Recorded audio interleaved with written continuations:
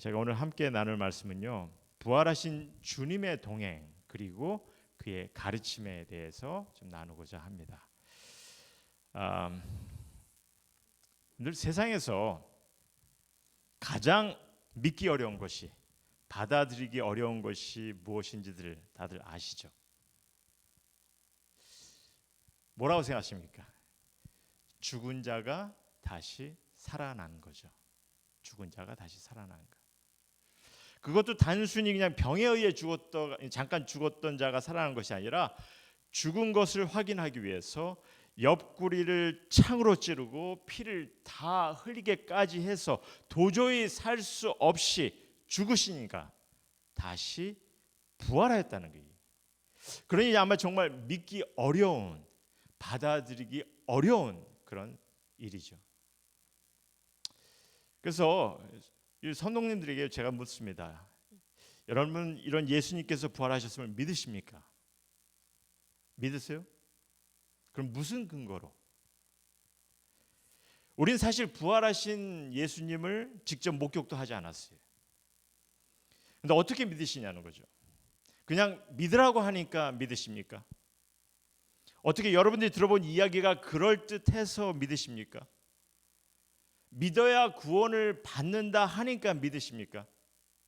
사실 저는요, 어떤 기적을 체험해서 믿는 것도 아닙니다. 어떤 놀라운 능력을 제가 경험해서 믿는 것도 아니에요. 아마 같은 생각이겠지만은 하나님의 말씀 때문에 믿는 거죠. 하나님의 말씀 때문에 믿는 거죠. 우리에게 주어진 성경 말씀, 복음의 말씀 때문에 믿는 겁니다. 동의하십니까? 왜냐하면 예수님의 부활은요, 성경 말씀이 아닌 그 어떤 다른 근거로 제시할 수가 없어요. 그렇기 때문에 사실 우리 성경 말씀을 좀 더 진지하게 또 올바로 볼 필요가 있는 거죠. 그래서 잘못 보고 헛된 그릇된 믿음을 갖지 않도록 하기 위해서. 그럼 우리에게 예수님의 부활을 증거하는 이 성경 말씀이 얼마나 이 신빙성이 있고 얼마나 놀라운지 아십니까? 사실 성경은 제게 이 믿음을 가질 수밖에 없게 한 것이 너무 많아요. 사실.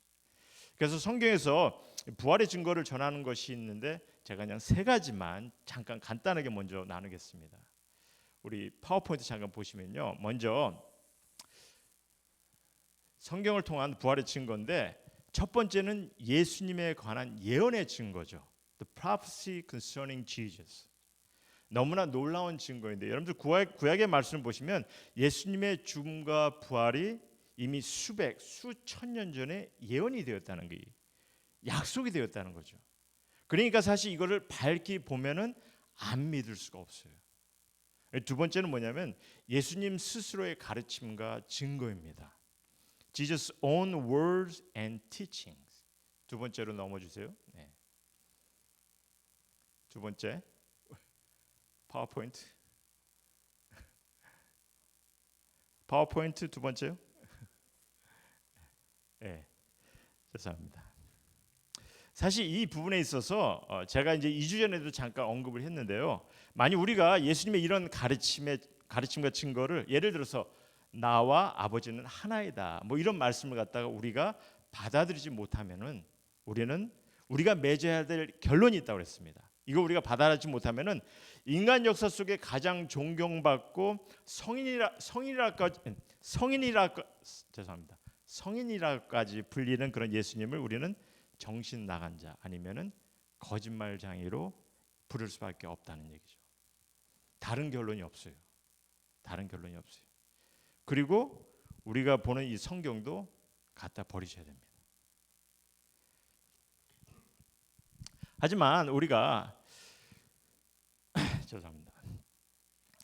근데 우리가 성경을 이 얼마나 놀라운 우리 가르침을 우리에게 주고 있습니까? 그러니까 사실 이 성경을 갖다 버리시겠어요? 사실 세상에서 가장 많이 보급되고 또한 가장 놀라운 그런 책으로 우리에게 보여주고 있는데 만약에 우리가 그럴 수 없다면은 우리가 맺어야 되는 결론은 뭡니까?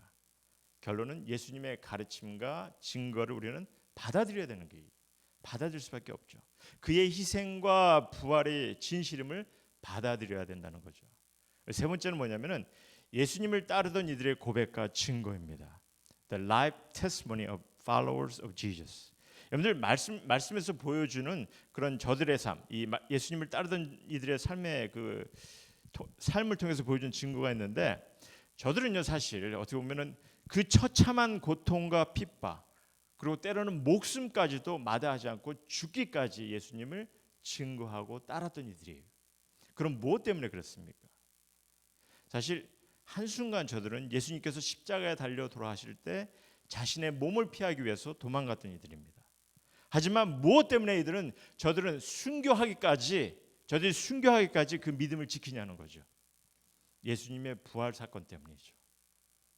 예수님께서 십자가에 죽으신 지 3일 만에 부활하셔서 저들에게 나타나시고 심지어 모세에 박힌 상처까지 저들에게 보여주셨어요.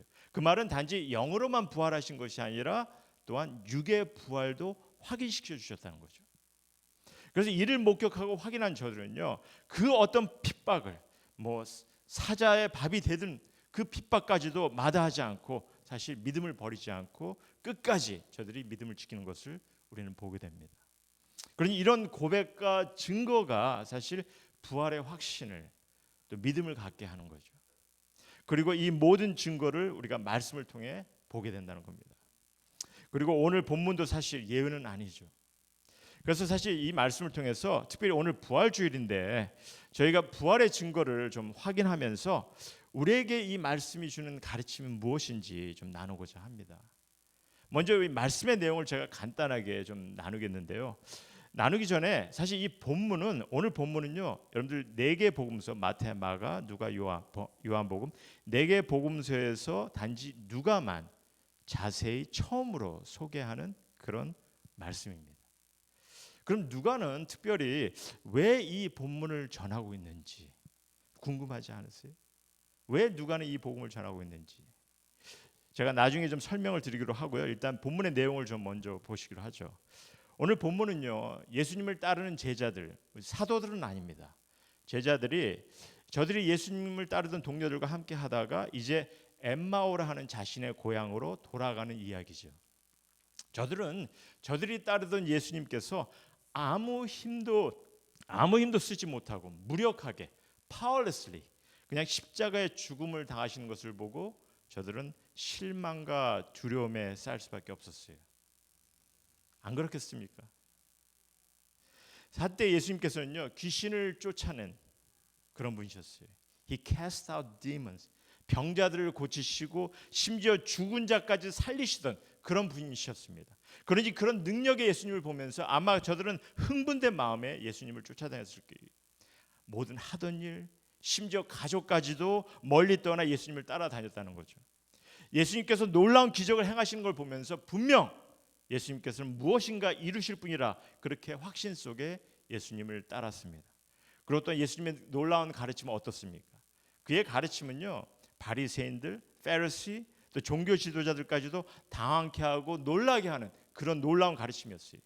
그렇기 때문에 저들은 예수님을 하나님의 능력을 행하는 선지자로 여기며 쫓아다닌 것을 우리가 볼 수가 있습니다. 그래서 오늘 19절에 그렇게 얘기를 하죠. 19절에 보니까 예수님은 하나님과 모든 백성 앞에서 말과 가르침과 또 일에 능하신 선지자이거늘 A prophet mighty in deed and word in the sight of God and all the people 그런 얘기를 합니다.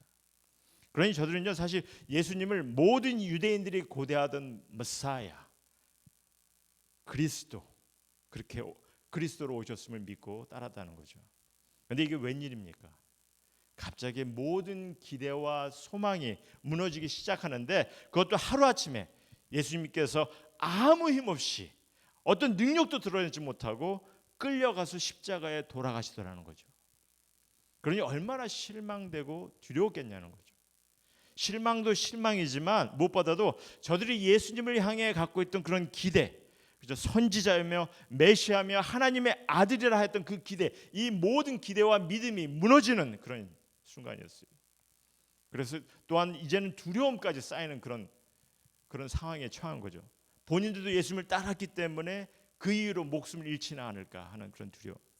그래서 저들은요 예수님께서 십자가에 돌아가신 그 다음 날은 안식일입니다. 안식일은 사실 누구도 여행을 할 수가 없어요. 긴 여행을. 그러니까 안식 후 첫날 이제 자신들의 고향으로 돌아갈 계획을 하고 길을 떠나는 거죠. 그런데 안식 후 첫날 무슨 일이 일어납니까? 그날 새벽부터 여인들이 예수님의 시체에 이제 향유를 뿌리기 위해서 무덤에 갔는데 다시 돌아와서는 예수님의 시체가 없어졌다는 거죠. 그리고는 천사들이 나타나서 예수님의 부활의 소식을 전했다는 겁니다. 그래서 이제 베드로와 요한도 그 두려움을 무릅쓰고 저들이 무덤에 달려갑니다. 그리고 예수님의 시체가 무덤에 있지 않는 것을 목격하죠. 이렇게 예수님께서는 무덤에 계시지 않고 또한 천사들까지도 예수님께서 부활하셨다고 이런 전하는 그런 소식을 들었는데도 이 두 제자들은 믿지를 못합니다. 왜냐하면 이제는 의심과 두려움에 쌓여 있어서 믿어지지가 않는 거죠. 그리고 저들은 자신의 길을 향해 예루살렘을 떠나는 그런 모습을 우리에게 보여주고 있어요. 그런데 그런 저들에게 부활하신 예수님께서 동행하시는 그런 본문을 우리에게 보여주고 있습니다. 그럼 여기서 주는 메시지가 무엇인지, 제가 방금 말씀을 드렸지만 이 사건은요, 복음서에서는 누가만 전하는 사건이라고 하였죠. 그러니까 이 본문을 통해 나름 저에게 보여주고 싶은, 좀 강조하고 싶은 가르침이 있다는 겁니다. 그래서 그 중에 두 가지만 이 시간에 좀 나눴으면 합니다. 첫 번째는 뭐냐면은, 여러분들, 예수님은요 사랑하는 이들을 포기하지 않으신다는 거죠. 그리고 늘 함께 동행하시기를 소원하세요. 사랑하는 이들이 그냥 자기 갈 길로 가는 것을 바라만 보지 않으십니다. 함께 하시며 마음의 문을 열기를 소원하세요. 이것이 사실 예수님의 부활하심을 통해 가장 귀히 보여주시는 그런 이야기죠. 주님을 만난 이들에게, 여러분이나 저같이 주님을 만난 이들에게 주님은 부활하셔서 이제 늘 함께 하시겠다 하시는 거죠. 삶의 위로를 주고 용기를 주고 진리를 보게 하시고 믿음에 서게 하시며 함께 동행하시겠다는 거예요. 우리가 주님 앞에 바로 설 수 있도록 도우시겠다는 거예요.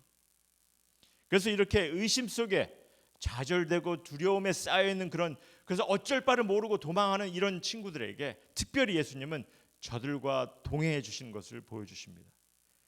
주님은요 특별히 여러분이나 저의 아픔을 아세요. 여러분이 갖는 어려움도 아세요. 힘들어하는 것을 아세요. 도마가 의심에 가득 찰 때 그에게 나타나셔서 못자국을 보여주신 것을 우리가 봅니다. 주님은요 우리가 때로 의심이 쌓일 때, 좌절될 때도 아신다는 거예요. 그래서 또한 함께 동행하시는 이심을 우리에게 보여주고 계십니다. 저는요 이 본문 말씀을 보면서 처음에 좀 답답하게 느낀 것이 있어요. 뭐냐면 왜 부활하신 예수님께서 저들에게 성경의 가르침을 주시면서 그러면서도 왜 본인은 스스로가 부활한 예수를 알려주시지 않으셨는지, 같이 유하시며 떡을 떼시고 축사까지 하시면서 왜 본인이 부활하신 예수를 알리지 않으시는지, 저 같으면요 그냥 알아보지 못하는 저들을 오히려 그냥 섭섭해하며 책망했을 텐데 그러지 않으시더라는 거죠. 하지만 예수님은요 이 책망한 것을 선택한 것이 아니라 함께 동행하는 것을 선택하셨어요. 저들의 고민거리, 저들의 말을 들어주시고 심지어 날이 저물 때까지 함께 음식을 나누며 함께하는 시간을 선택하셨다는 거죠. 그래서 누가는 이를 우리에게 보여주고 있습니다. 여러분들, 마태는 부활하신 예수님께서 제자들에게 세상 끝날까지 내가 너희와 함께 하리라 하는 그 약속의 말씀으로 마태복음을 마감합니다. 하지만 시간이 지나면서 이 믿음을 지키는 것이 점점 어려워진 그런 상황들이 오게 된 거죠. 왜냐하면 예수님을 따르던 그런 목격자들이 이제 세상을 떠나가고 또 이제 핍박까지 더해가니까, 그러니까 오히려 의심을 갖는 이들이 점점 많아진 거예요. 그런 상황에 누가는 전합니다. 부활하신 예수님은 의심을 갖는 이들을 질책하시는 것이 아니라 저들과 동행하시는, 위로하시는, 함께하시는, 저들의 마음이 열리고 눈이 띄어질 때까지 기다리시는 그런 분이심을 보여주고 계신다는 거죠. 그리고 성경은 이러한 주님의 함께 하심이 그가 부활하셨기에 우리가 또한 경험할 수 있음도 말씀해 주고 계시는 겁니다. 사실 부활에 대해서 이 믿음을 갖는 거 제가 아까도 좀 질문을 드렸지만 솔직히 쉬운 거 아니에요. 너무 어려워요. 그러니까 사실 예수님께서 보지 못하고 믿는 자들은 복되도다라고까지 하신 거 아닙니까? Blessed are they who did not see and yet believed.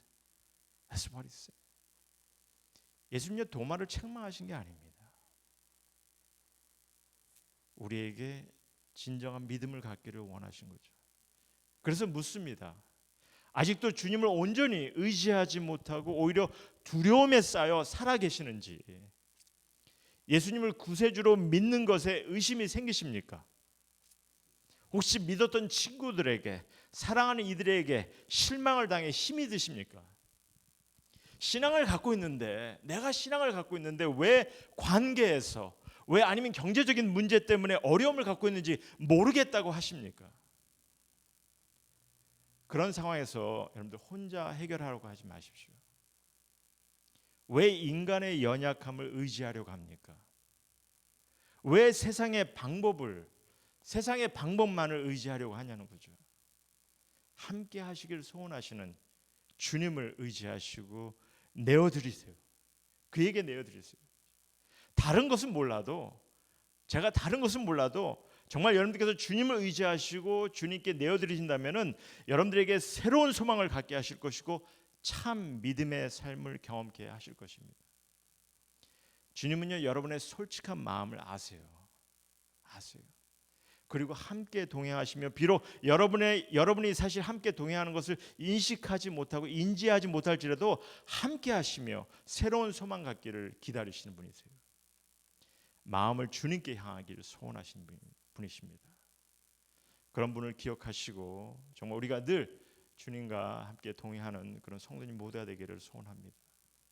두 번째로 보여주시는 것은요, 오늘 말씀을 보시면 사실 엠마오로 가는 두 제자들, 정말 놀라운 예수님의 기적을, 예수님의 가르침을 목격했어요. 그러다가 한순간 저들이 의심과 두려움에 쌓이게 되면서 갖고 있던 그런 믿음, 기대, 이 모든 것들이 와르르 무너지는 그런 순간을 좀 경험하고 있거든요. 그러니 저들은 사실 심지어 이렇게 부활하신 예수님께서 함께 동행하신 것을, 그것조차도 알아보지 못하는 그런 어리석음을 드러내죠. 그러니까 오늘 본문에서 25절에 그렇게 얘기합니다. 미련하고 선지자들의 말한 모든 것을 마음에 더디 믿는 이들이요, 이런 얘기하죠. 저들은 예수님의 가르침을 받았는데도, 그렇죠? 예수님께서 스스로의 죽음과 부활을 미리 말씀하셨는데 그것을 들었는데도 저들은 깨닫지 못하고 있는 거죠. 그리고 다만 눈에 보이는 표적, 눈에 보이는 어떤 능력들, 이런 것들만 저들은 바라는 그런 어리석은 생각에 믿음을 지키지 못하고 그런 부족함을 보여주고 있는 것을 우리가 볼 수가 있습니다. 하지만 이런 어리석음에서 벗어날 수 있게, 우리의 신앙관을 바로잡을 수 있게 힘이 되고 도움을 주는 것이 있다는 겁니다. 그것이 오늘 두 번째 가르침이에요. 우리가 때로는 볼 것을 보지 못하고 내가 원하는 것만 보기 원하는데, 그래서 잘못 보는 그런 상황 속에서 우리에게 그 믿음을 바로 갖길 원하시고 우리 신앙을 바로 잡을 수 있게 힘이 되고 도움이 주는 것이 있다는 겁니다. 그것이 우리에게 무엇이냐? 다 아시겠지만 하나님께서 주신 약속의 말씀이죠. 복음의 메시지입니다. 성경 말씀입니다. 제가 처음에도 말씀을 드렸지만 오직 성경만이 부활하신 주님을 보게 한다. 하나님을 알게 해요. 성경만이 하나님의 뜻을 보게 합니다. 그러니까 우리가 이 말씀을 갖고 이 내 자신에게만 초점을 두는 것이 아니라 이 말씀을 갖고 주님을 바라볼 수 있도록 해야 되는 거죠. 그래서 오늘 말씀도 예수님께서 이제 이렇게 어리석은 저들의 믿음을 보시고 아마 그냥 머리 수건을 내리시고 못 박힌 자국을 보이시고 내가 부활하신 예수다 이렇게 하시면 될 텐데, 그러지 않으시고 어떻게 하십니까? 우리 27절에 보니까 27절 말씀 보시니까 이에 모세와 및 모든 선지자의 글로 시작하여 모든 성경에 쓴 바 자기에 관한 것을 자세히 설명하시니라. 말씀을 가리키시죠. 말씀을 보여주세요. 하나님 예수님께서도 자신의 모습을 드러내는 것보다는 말씀을 통해서 하나님을, 주님을 보기를 원하신 거죠. 여러분, 만일 하나님께서 우리에게 어떤 표적을 통해서, 어떤 눈에 보이는 그런 능력을 통해서 우리에게 구원의 메시지를 전하기를 원하셨다면요, 예수님께서 십자가의 그 고통과 그 수치를 당하면서 그 처참한 죽음을 당할 이유가 없는 거예요.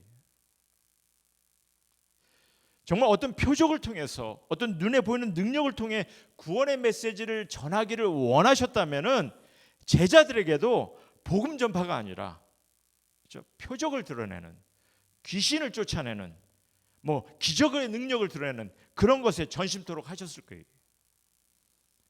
그리고 어쩌면 그게 복음 전파하는 것에 더 쉬울 수 있을 것이고. 그런데 아니잖아요. 그럴듯하지 않으셨어요. 그래서 예수님께서도 오히려 당신께서 능력을 행하실 때, 기적을 행하셨을 때 늘 감추시길 애쓰셨죠. 알리지 말라 이렇게 얘기하십니다. 그리고 사도들의 사역도, 우리가 말씀을 보시면 사도들의 사역도, 바울의 사역도 보면은 어떤 표적이나 기적의 초점이 아니에요. 말씀이죠. 말씀의 초점입니다. 그러니 부탁을 드립니다. 어떤 표적, 눈에 보이는 어떤 활기, 어떤 변화, 이런 것을 통해 여러분의 믿음이 달라지고 여러분의 신앙이 성장한다, 그렇게 생각하지 마십시오. 물론 좀 힘이 생긴 것 같은 그런 착각은 할 수 있어요, 그 순간. 하지만 성경 말씀의 가르침은요, 지속적으로 우리에게 말씀을 통해 하나님을 알아가는 것, 말씀을 통해, 십자가의 복음을 통해 여러분이 믿음의 굳건히 서는 것을 우리에게 부탁하고 가르치고 계신다는 거죠. 그리고 이 부분은 누가에게 너무 중요한 거예요. 오늘 이 복음을 전하는 누가에게도 너무 중요한 거죠. 물론 요한복음을 기록한 요한에게도 그렇고요. 왜? 아까도 제가 잠깐 언급했지만 이제 점점 예수님의 부활을 직접 목격한 이들이 이제 세상을 떠나는 그런 시대가 됐어요.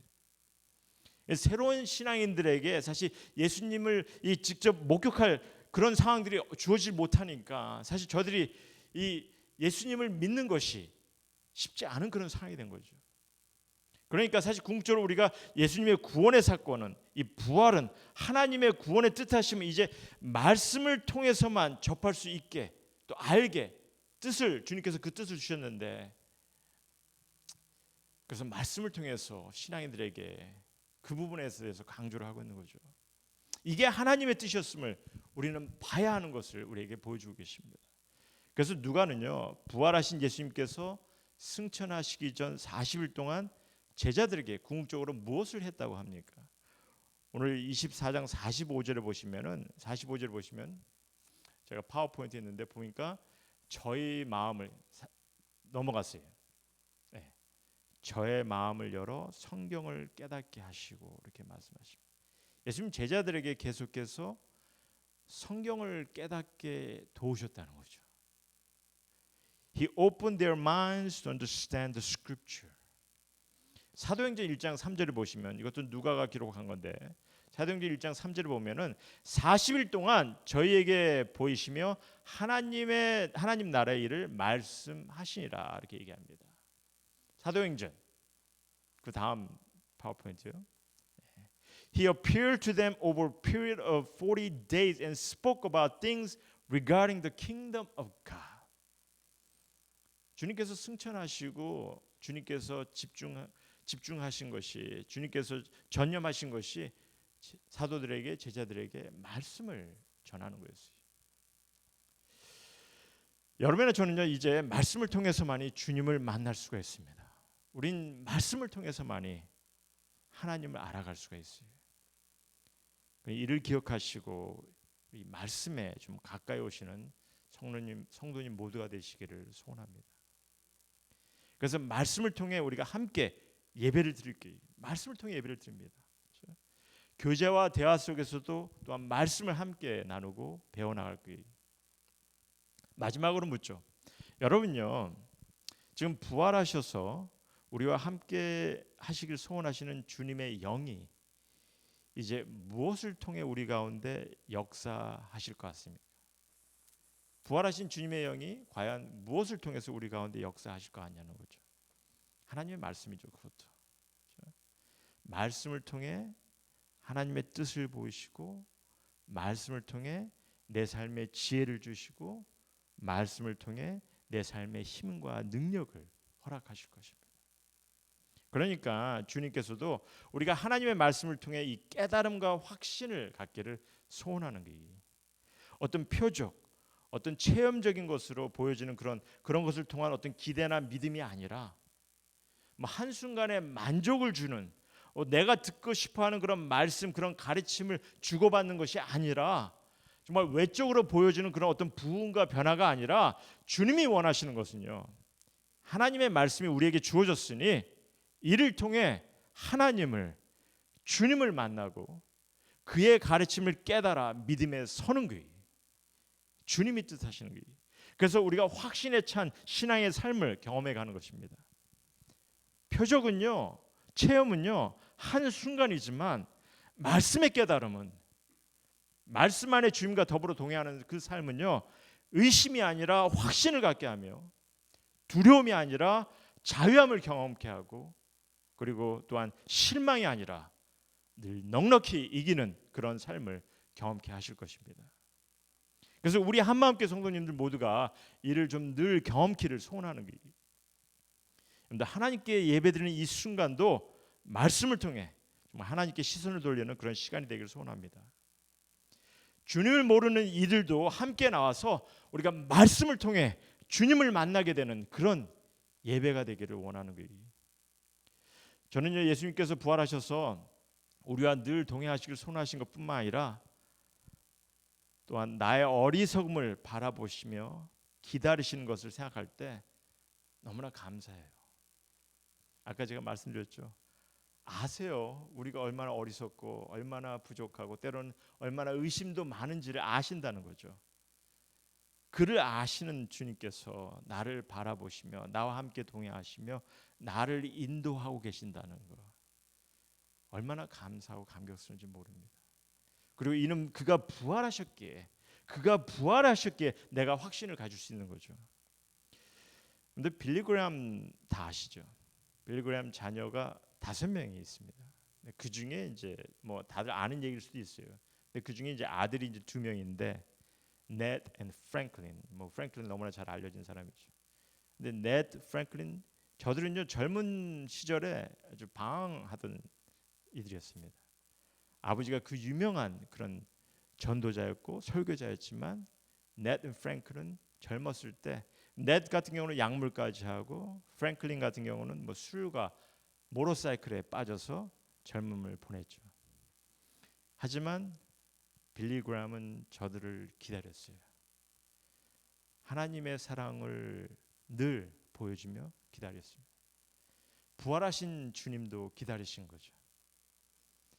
그래서 지금은 저들이 정말 하나님을 위해서 헌신하는 이들이 되었는데요. 여러분들, 주님께서는 우리가 지금 하나님을 알고 하나님의 은혜를 경험하는 것 너무나 놀랍고 감격스러운 것 같아요. 하지만 우리 주위에 사랑하는 이들이 아직까지 주님을 모르는 이들이 있을 수도 있습니다. 그런 거 봤을 때 우리가 좀 때로는 마음이 아프고 힘들 때도 있어요. 하지만 예수님의 부활이 있기 때문에 우리는 소망을 저버릴 수가 없는 거죠. 예수님의 부활이 있기 때문에 내가 사랑하는 이들에게, 모든 이들에게 그 소망, 구원의 소망이 아직 그들을 향해 있다는 것을 우리는 확신할 수가 있다는 것. 그러니 포기하지 마셔야 되는 거죠.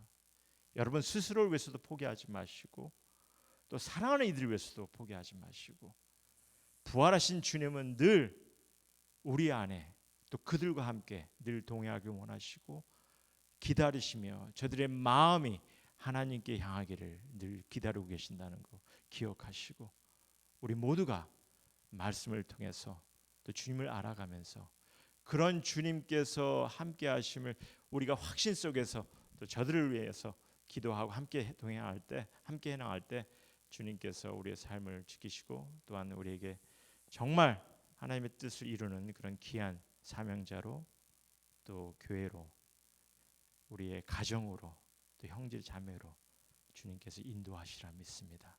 이를 경험하는 우리 한마음교회 성도님 모두가 되기를 주님의 이름으로 소망합니다.